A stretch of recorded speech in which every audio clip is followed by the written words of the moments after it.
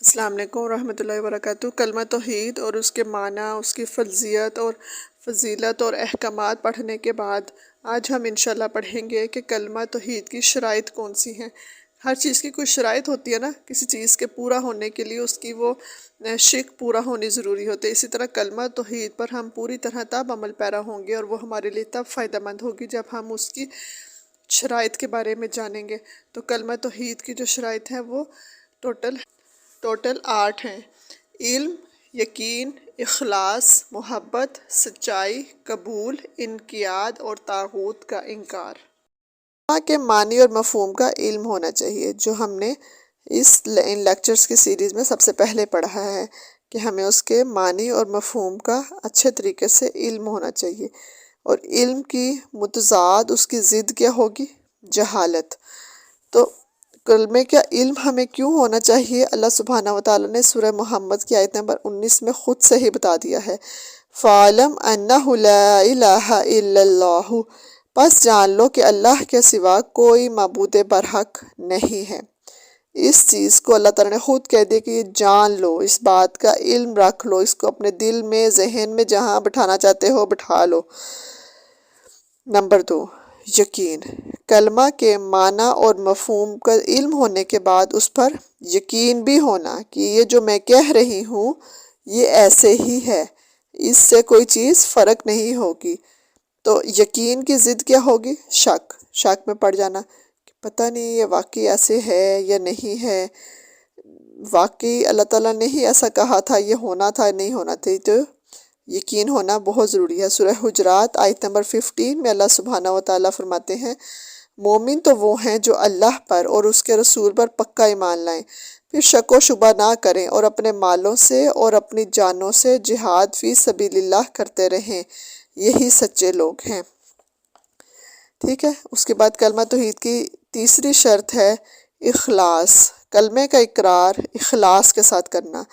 اخلاص کی ضد کیا ہوگی؟ شرک۔ جب ہم کسی کام میں خالص نہیں ہیں، ہم اللہ کی عبادت میں خالص نہیں ہیں، تو اس کا کیا مطلب ہے کہ ہم شرک کر رہے ہیں۔ سورہ بینہ کی آیت نمبر 5 میں اللہ سبحانہ وتعالیٰ نے حکم دیا ہے، انہیں اس کے سوا کوئی حکم نہیں دیا گیا کہ صرف اللہ کی عبادت کریں، اسی کے لیے دین کو خالص رکھیں۔ جب علم آ گیا، یقین بھی آ گیا، اخلاص بھی آ گیا، پھر محبت آنی چاہیے۔ کلمے کی چوتھی شرط یہ ہے محبت۔ کلمہ اور اس کے تقاضوں سے محبت کرنا۔ کون کون سے تقاضے ہیں؟ کہ باطل معبودوں کا انکار کرنا ہے اور عبادات کا منبع اللہ تعالیٰ کو ہی جاننا ہے۔ تو محبت کا اپوزٹ کیا ہوگا؟ بغض۔ دل میں کوئی نہ کوئی جو ہے نا وہ گرج رکھنا کہ نہیں ایسا نہیں ہے، اللہ سبحانہ وتعالیٰ کی جو ہے وہ جسے کہتے ہیں نا توحید الوہیت، ربوبیت، ان میں سے کسی ایک کا انکار رکھنا کہ پتہ نہیں اللہ تعالیٰ یہ کر سکتے ہیں کہ نہیں کر سکتے۔ اس چیز کا اپنے ذہن میں، دل میں اس چیز کو بٹھا لیں کہ جو کام اللہ سبحانہ وتعالیٰ چاہے وہ کر سکتا ہے، ہر چیز کا اختیار اس کے ہاتھ میں ہے، ہم جو ہیں وہ اس کے تابع ہیں، وہ ہمارے تابع نہیں ہیں۔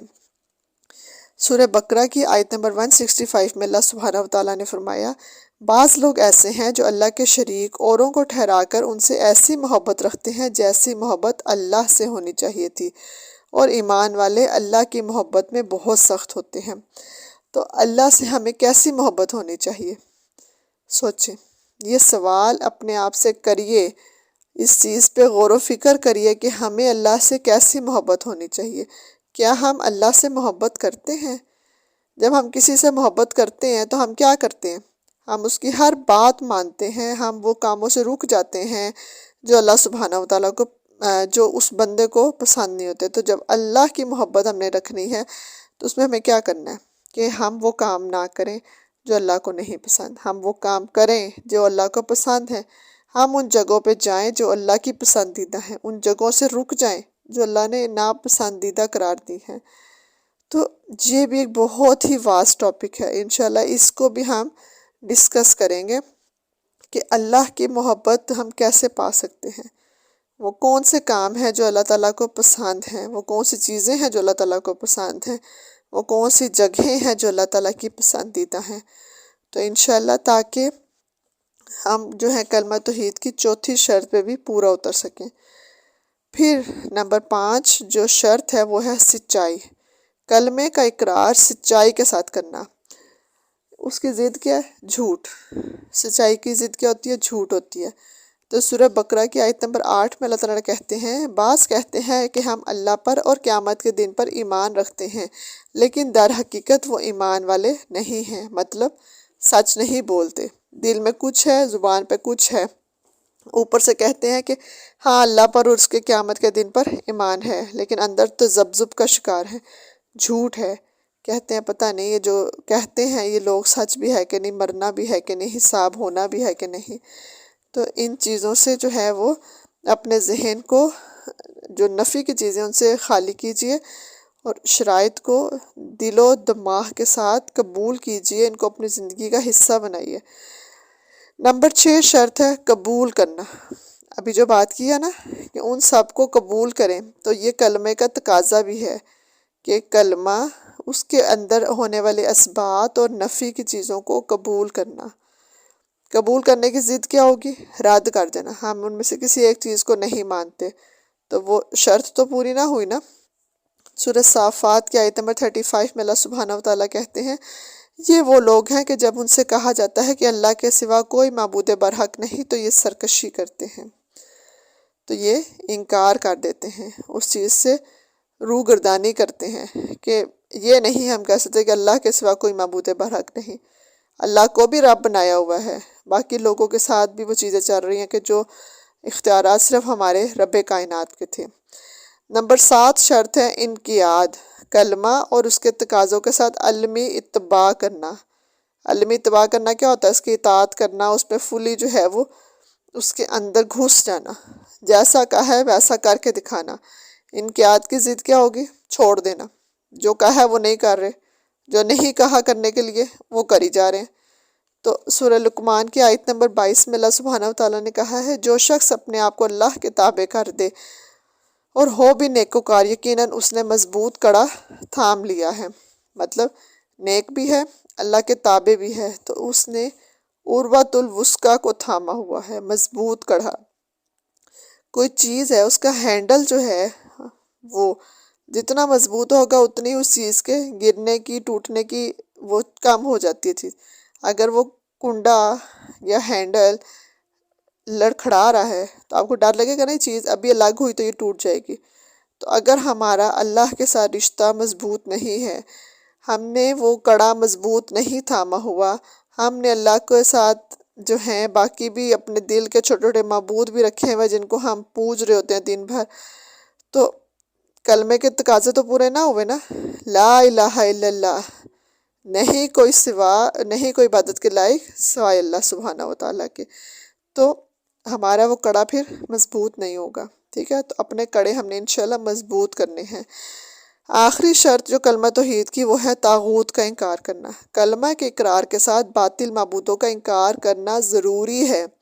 صرف کلمہ پڑھ لینا ہی کافی نہیں ہو جاتا، باقی ہر چیز کی نفی کرنا بہت ضروری ہے۔ ہر باطل معبود کی عبادت سے انکار کرنا ہے، اس کی بات ماننے سے انکار کرنا ہے۔ بات مطلب ان سینس کہ عبادت کے سینس میں کہ اگر ڈرنے کا حق صرف اللہ سے ہے تو پھر صرف اللہ سے ڈرو، باقی لوگوں سے کیوں ڈرتے ہو؟ باقی طاغوت معبود کیوں ان سے ڈر رہے ہو؟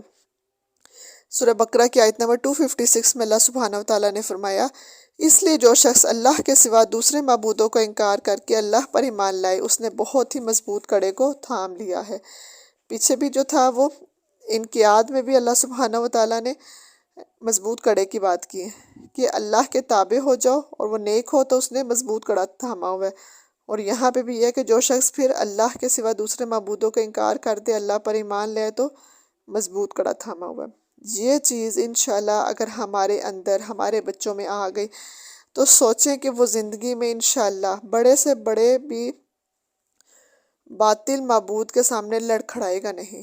جب یہ چیزیں اس کی جڑ بن جائیں گی، اس کا روٹ بن جائیں گی، لیکن اگر وہ ان میں سے کسی ایک میں بھی لڑکھڑاتا ہے، اس کا علم کمزور ہے، یقین کمزور ہے، اخلاص میں کمی ہے، محبت میں کمی ہے، سچائی میں کچھ کمی ہے، یا وہ کلمے کے سب تقاضوں کو قبول نہیں کر رہا، طاغوت کا انکار کیسے کرے گا؟ یہ آخری شرط ہے، لیکن اس آخری شرط کے آنے تک پہلے 7 شرطوں سے گزرنا پڑے گا۔ ایسا نہیں ہو سکتا کہ آپ پہلے لمحے پہ ہی طاغوت کا انکار کر دیں۔ طاغوت کا انکار کرنے کے لیے بہت طاقت چاہیے ہوتی ہے، اور وہ طاقت کہاں سے ملنی ہے آپ کو؟ یہ طاقت آپ کو اس سے پہلے آنے والی شرائط پہ ملنی ہے۔ علم پختہ کرنا پڑے گا، یقین پختہ کرنا پڑے گا، اخلاص میں آگے آنا پڑے گا، محبت زیادہ کرنی پڑے گی، سچائی زیادہ کرنی پڑے گی، کلمے کو قبول کرنا پڑے گا، اس کے تقاضوں کو سوچیں کہ جی ٹھیک ہے۔ ہم کہتے ہیں نا کہ جی مجھے جو ہے تمہاری ہر بات قبول ہے۔ ہم نے کوئی ایگریمنٹ کرنا ہوتا ہے، ہم کہتے ہیں آئی ایگری۔ ہم بے شک نہیں بھی پڑھتے نا، ہم کہتے ہیں آئی ایگری۔ تو بھئی آپ جو کچھ کریں گے میں اس کو مانتا ہوں، لیکن اللہ تعالیٰ کہتے ہیں کہ تم بے شک کلمہ پڑھ کے پیدائشی مسلمان ہو، لیکن اس کو شعوری طور پہ قبول کرو، ان چیزوں کو اپنے ذہن میں لاؤ۔ خالی کلمہ کہہ پڑھ لینا، لا الہ الا اللہ کہہ دینا کافی نہیں ہوگا۔ تو انشاءاللہ کلمہ توحید کی شرائط جو ہیں ان کو آپ اپنے ساتھ، دوسروں کے ساتھ، سب کے ساتھ شیئر کیجیے، اس لیے کہ میں یہ سمجھتی ہوں کہ یہ کچھ چیزیں ایسی ہیں کہ جو ہم لوگ نا مس کرتے ہیں اپنے اسلام اور مسلمان ہونے کے ناطے نا، ہم سمجھتے ہیں کہ یہ ہمیں سب پتہ ہے۔ پہلی بات، اپنے بچوں کو کلمہ لکھنا ضرور سکھائیے، تاکہ انہیں پتہ تو ہونا کہ یہ کلمہ لکھا کیسے جاتا ہے۔ خود بھی سیکھیے، کہ اگر آپ کو آتا ہے تو بچوں کو ضرور سکھائیے۔ اور دوسرا یہ کہ ان شرائط کے ساتھ گو تھرو ہوئیے، ان کو کہیں پہ لکھ لیجئے، رکھ لیجئے، تاکہ آپ کو پتہ ہو کہ یہ جو ہے پڑھنے کی چیز ہے، سمجھنے کی چیز ہے۔ امید ہے آپ سب کو یہ جو ہے اچھی طرح سمجھ آ گئی ہوگی، اس سے جو ہے مستفید ہوں گے، اور آگے لوگوں کے ساتھ شیئر کیجئے تاکہ لوگ اس کے ساتھ جڑے رہیں۔ تو السلام علیکم ورحمۃ اللہ وبرکاتہ۔